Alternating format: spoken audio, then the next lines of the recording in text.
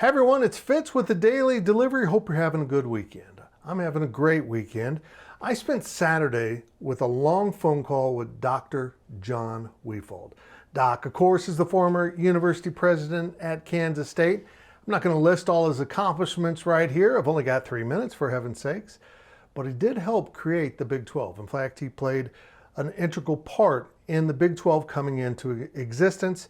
So he was a perfect guy to call for this episode of the Life of Fitz podcast. Now, we talked about a whole bunch of stuff, and I ended up cutting a whole bunch of stuff just to kind of tighten it all up and make it nice and efficient for you.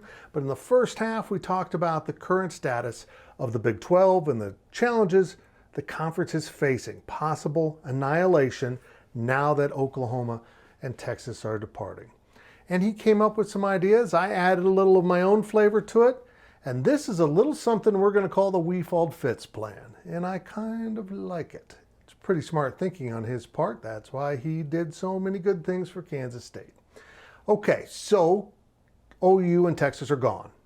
Probably can't stop that, no matter how much begging the conference wants to do. Apparently they're trying to offer them more money.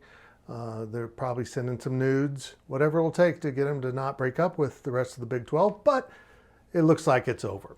His thought was this: you immediately invite in Cincinnati, Memphis, Central Florida, and South Florida. That puts you at 14 schools. And they come in as soon as possible, even if Texas and Oklahoma are still in the conference. You elevate them to Power 5 status, which I admit comes with a risk. If the Big 12 falls apart, you've elevated more schools to Power 5. That might bump Kansas State out.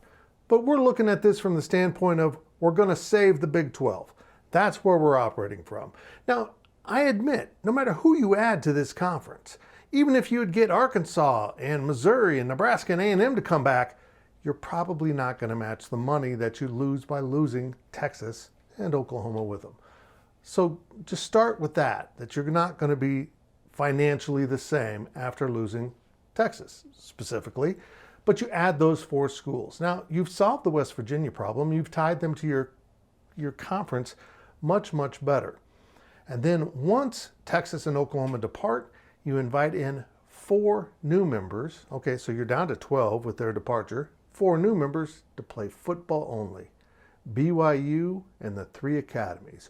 All 4 of those schools have built-in national following, be it the church or the branch of the military. And those 4 schools will play football only in the conference, with the other 12 that will play the other sports. The Wefald-Fitz plan.